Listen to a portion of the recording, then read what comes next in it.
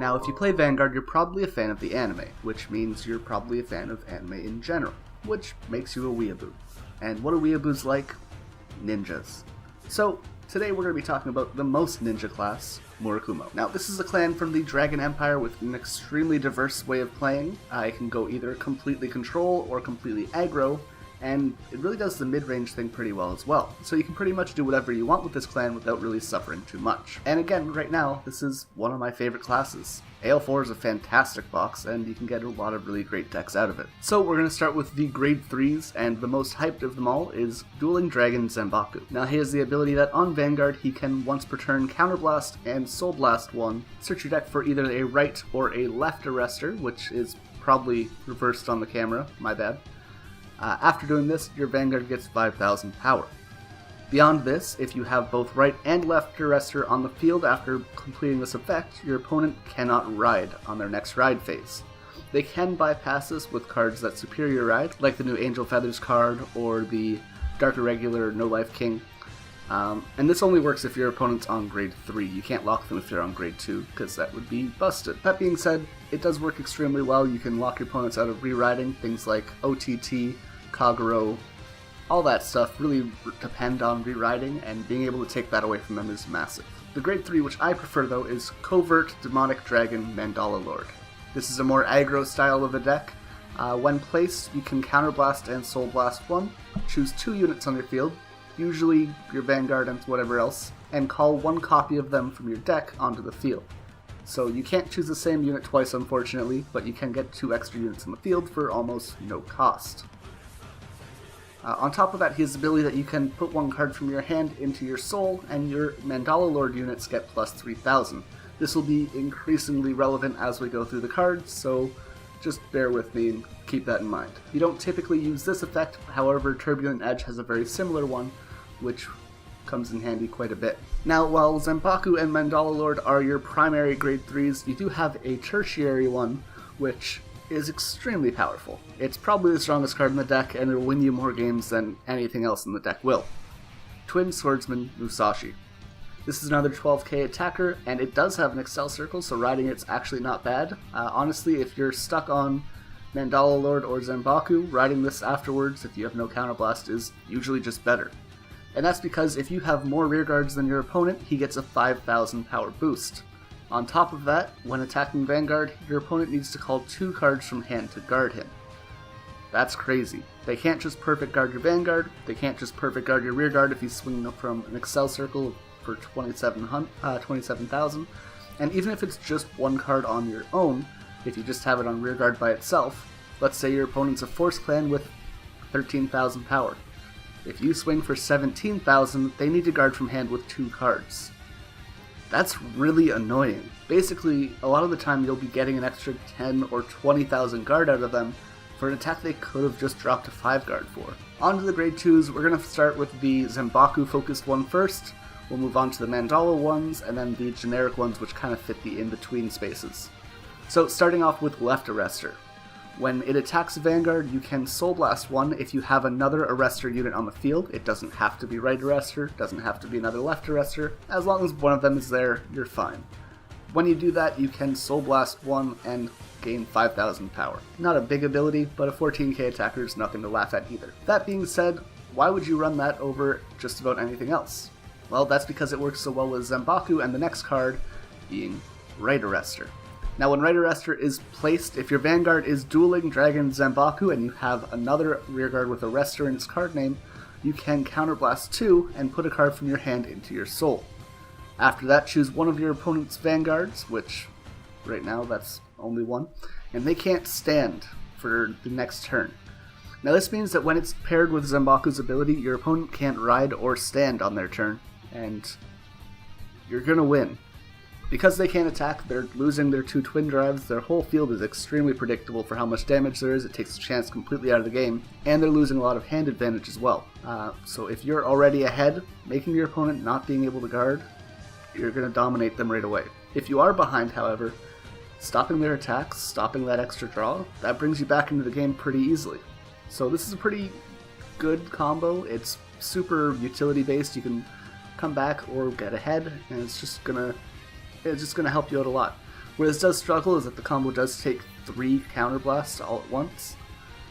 That can be a lot. It could be kind of hard to do. Beyond that, it does really limit you if you're playing the Mandala hybrid. You can't use Mandala's effect more than twice. You can't use some of the grade 1 or 2 that calls other things from your deck. It just kind of limits you as far as what you can do for the rest of the game, but if you're ahead, you're going to win because of it. Now onto the Mandala focused card, we have Stealth Dragon, Magi, Mandala. So when it's on the rearguard or in your deck, this card is also named Covert, Demonic Dragon, Mandala Lord. So that obviously pairs well with the ability that you can put one card from your hand into your soul that Mandala has, buffing all your Mandala Lords. On top of that, because you have this card being the same name as your Vanguard, if you ride onto Mandala Lord, you can call this from deck by targeting itself, which is pretty nice. It's a bit weaker than calling another Mandala Lord, but it allows you to ride more Mandala Lords because they're not on the field. On top of that, you also get an intercept with this, which is pretty good. Its second ability is pretty useful as well. You can boost with it if you have 3 Mandala Lords on the field, which includes this as well. Now you have 2 generic grade 2s which can fit into whichever deck you want. First is Swift Archer Fushimi. So during your turn, if you have 4 or more rearguards, it gets 6,000 power. It's kind of an easier to pull off version of Left Arrestor, so that's pretty good. On top of that, when it's placed on Vanguard or Rearguard, you can target one of your units, and that unit can attack back row units. Okay, I want to be very clear with this. Fushimi cannot attack from the back row. It allows a unit to attack from your front row into your opponent's back row. That is all. There's been a lot of complications on the ruling for this card, and I do not understand why. The card is very clear. It says that unit can attack the back row, not from the back row. Good? Good. Awesome. The next card is Stealth Beast Bloody Mist.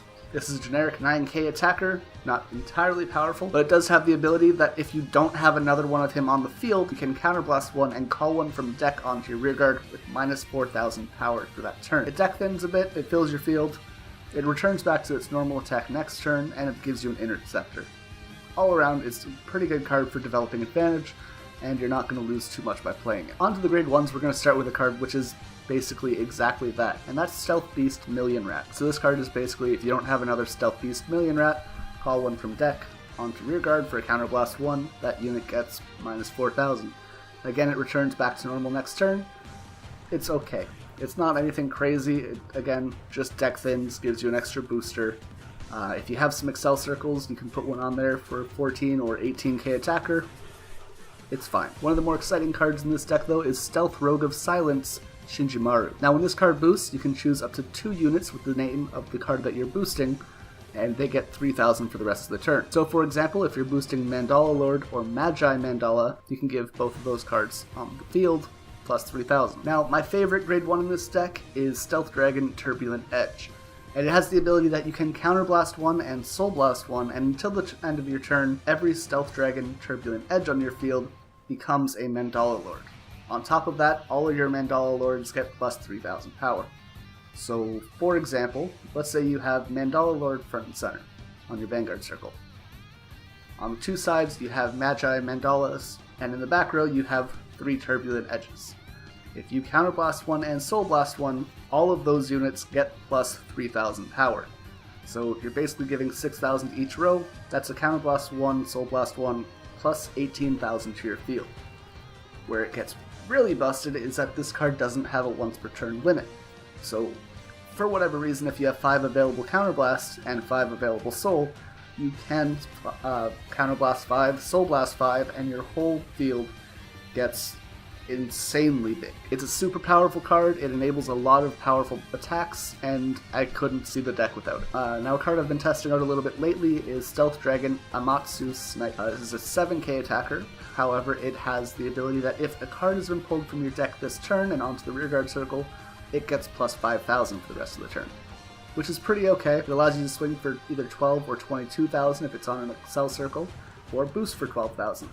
Nice thing with that is behind Vanguard, this allows you to swing for 24 or 29 depending on whichever's on the field, which lets you hit good numbers for if you're fighting an Excel clan or Exculpate the Blaster. So on to the triggers.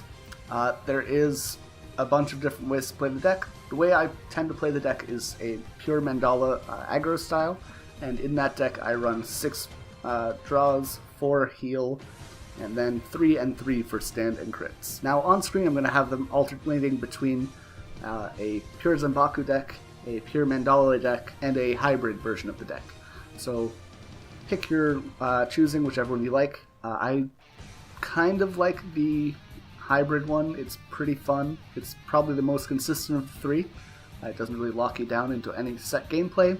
It's kind of like a jack of all trades sort of thing. That being said, out of the 3, I prefer to play the aggro Mandala version personally. It's super fun. It just hits like a goddamn truck, and I can't really complain about it too much. Beyond that, the Zanbaku version also, of course, is extremely powerful. Being able to lock out your opponent's Vanguard is massive, just shutting them out of the game with a counterblast of 3. So where does the deck do well?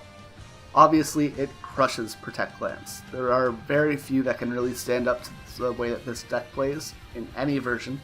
The control one stops them from re-riding and really cuts down on their advantage.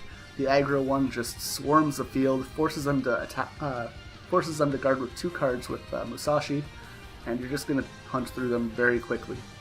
Where it does extremely struggle is with cards like Phantom Blaster Dragon, with Kagero in general. Anything that's going to retire your field is going to really hit you hard. But altogether, the deck is extremely fun to play. I can't recommend it enough. You have 3 different ways you can build the deck, which is pretty refreshing actually for this meta, and I hope you guys enjoy it. But until next time, this has been Miracle Trigger. I hope you guys learned something about the deck. I hope you have a good feeling of how to build or play the deck, and I will see you in the next video.